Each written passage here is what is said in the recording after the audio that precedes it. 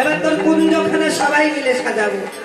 তাই ও বিশাখা, অষ্টসঙ্গী সবাইকে নিয়ে আয়। আমার একা একা ঠেকা পড়েছে। ঠিক আছে, আমি সবাইকে নিয়ে আসছি। আমার ললিতা, বিশাখা, চম্পকলতা, তোমরা সবাই এসো। যারা যারা ধামাইল জানি তারা আসো। আমরা সবাই মিলে কুঞ্জ সাজাবো। আমার যারা যারা ধামাইল জানেন আসুন। রাধারানী